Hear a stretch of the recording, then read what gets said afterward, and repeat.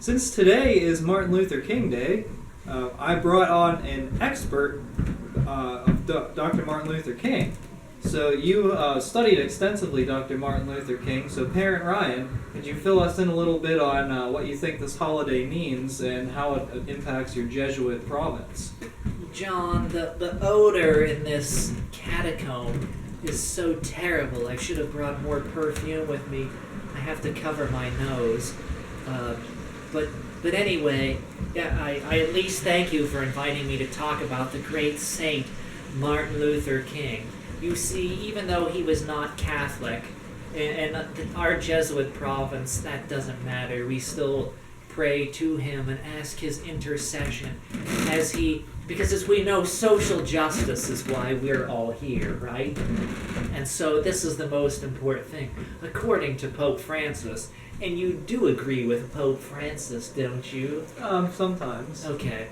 So, not only do we revere St. Martin Luther King, but we also revere St. George Floyd and also Trayvon Martin. These names, they're sort of like the Holy Trinity in the Jesuit order. And so, I'm here to tell you that you should add them to the liturgical calendar of the... I don't want to call it Novus. Add them to the liturgical calendar of the Catholic worship. What do you have to say about that? Well, I don't think they're Catholic.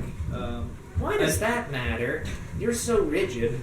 I know that Father James Martin, he was already canonizing George Floyd, but I don't necessarily agree with that. How could you? You must be a racist.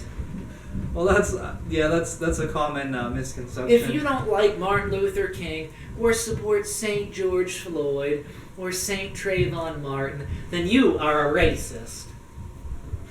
Didn't expect to be attacked on my own program. Well, you need to understand that we are in charge now. Joe Biden has won this election, and the USCCB is not going... This is why you're in the basement, because you won't get with the program. You need to understand the way things run now.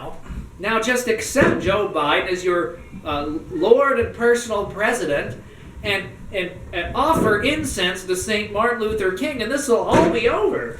You know that the church actually has saints of many skin colors? The traditional really? church. There's actually, on this show several months ago, Peter the Byzantine talked about St. Moses the Black, and he actually was black. Wow, I didn't know this. Well, I'm sure that we studied more important things in the seminary rather than the ancient history or whatever. We were learning about social justice. Well, St. Rose of Lima is from Lima, Peru. She was Hispanic. Obviously, you have St. Juan Diego from Guadalupe. Well, but Trump is literally Hitler, and we need to make sure that Trumpism never returns. And how about the weather? Isn't it nice and mild this winter?